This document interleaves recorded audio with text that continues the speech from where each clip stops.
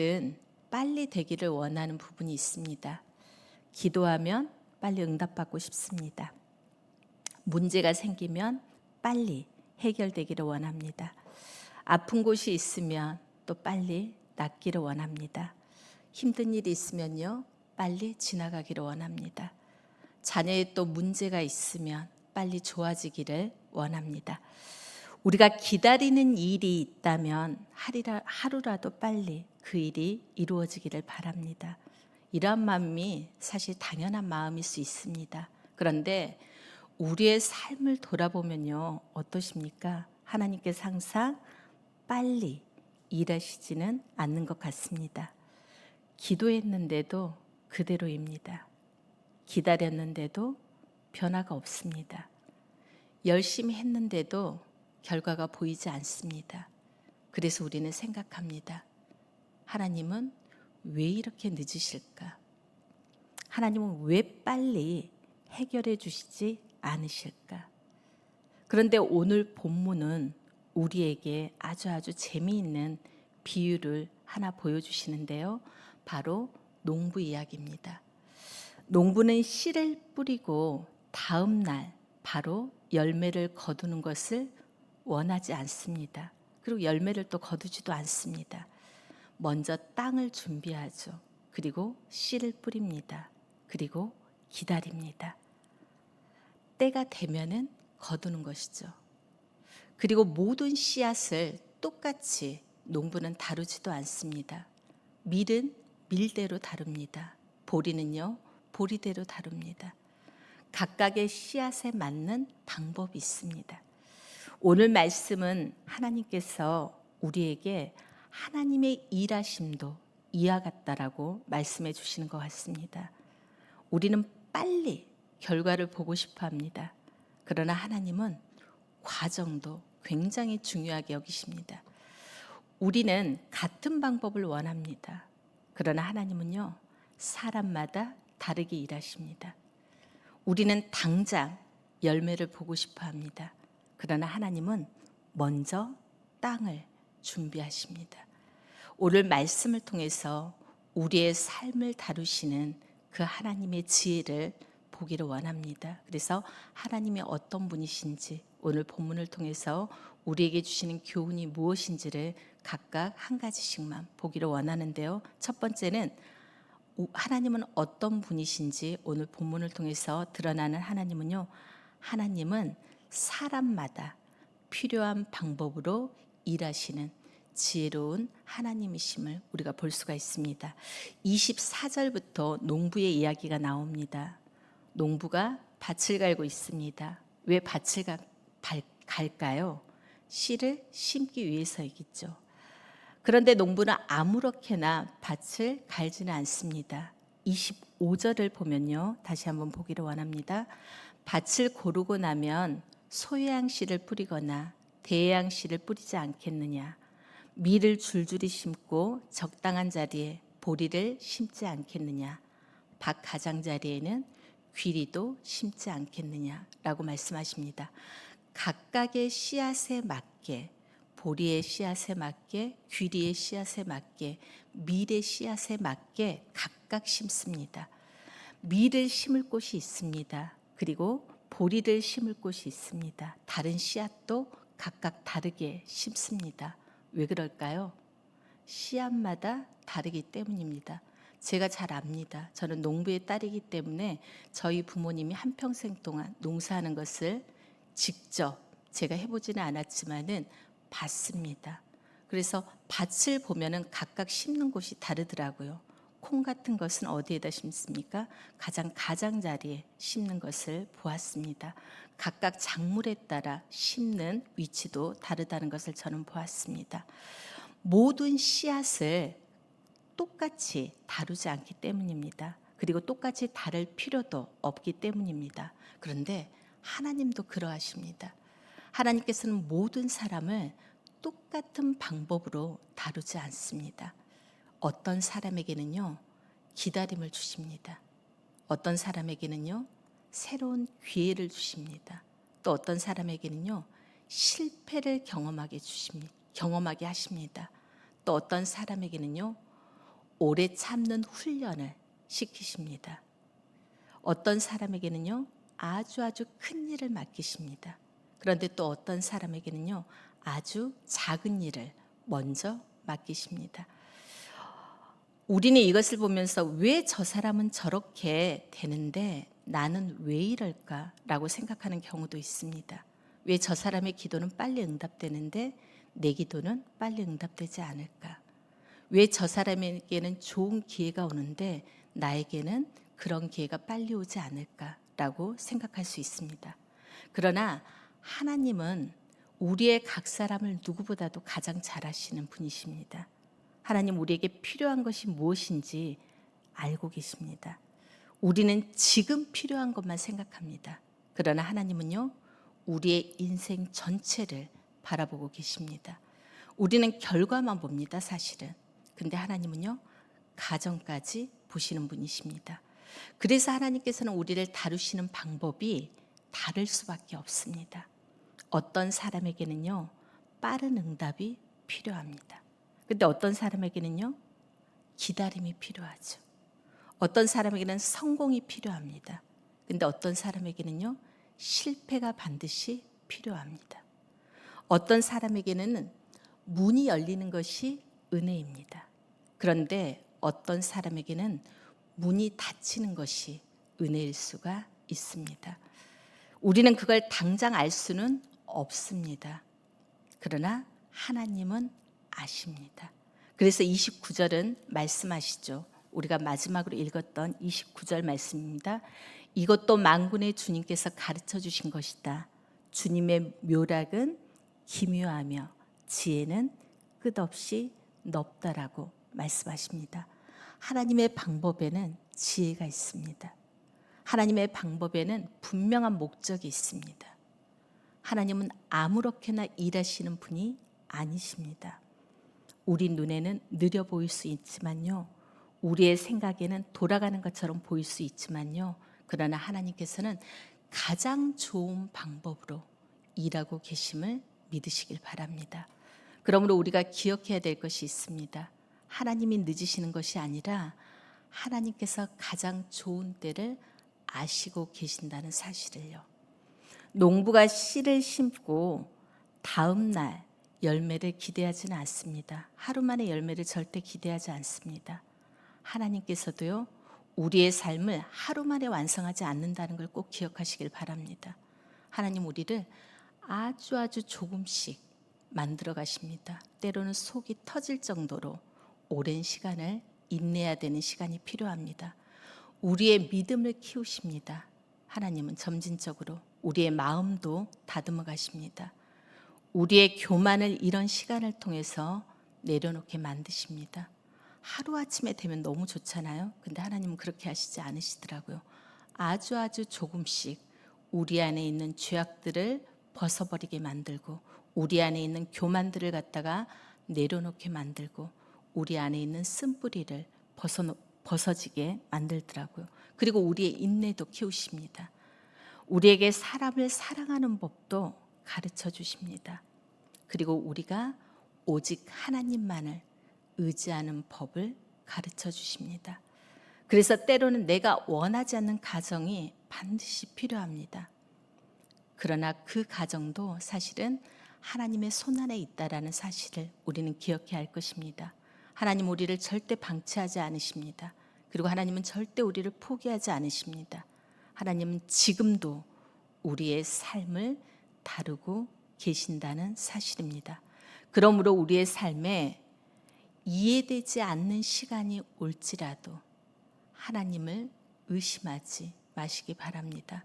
아직 열매가 보이지 않는다고 해서 하나님께서 일하시지 않는다라고 생각하지 마시기 바랍니다. 씨앗이 땅 속에 있을 때도 씨앗은 자라고 있다라는 사실입니다. 우리 눈에 보이지 않을 뿐입니다. 하나님께서도 보이지 않는 곳에서 여전히 일하시고 계심을 믿으시길 바랍니다. 그러므로 우리는 기다려야 합니다. 하나님께서 우리의 삶을 다루시는 방법을 믿으셔야 합니다. 우리가 원하는 때가 아니라 하나님의 때를 우리는 잠잠히 바라보며 기다려야 할 것입니다. 아직 열매가 보이지 않아도 하나님께서 일하고 계심을 우리는 분명히 믿고 조급해하지 않고 하나님의 손에 우리의 삶을 맡기며 기다리는 우리 모두가 되기를 주님의 이름으로 축복합니다. 우리에게 주시는 교훈은 이렇습니다. 하나님의 일이 더디게 보일지라도 조급해하지 말고 그 과정을 기다리는 것입니다. 믿어야 하는 것입니다. 우리는 결과를 굉장히 좋아합니다. 합격이라는 결과를 원합니다. 성공이라는 결과도 우리는 원합니다. 회복이라는 결과를 원합니다. 문제 해결이라는 결과도 원합니다. 기도의 응답이라는 결과도 원합니다. 그런데 하나님은 결과만 주시는 분이 아니라는 사실입니다. 과정을 통해서 우리를 변화시키시는 분이십니다. 한번 농부를 생각해 보십시오. 농부가 씨를 뿌립니다. 그런데 아무 일도 일어나지 않는 것처럼 분명히 보입니다. 하루가 지나갑니다. 또 하루가 지나갑니다.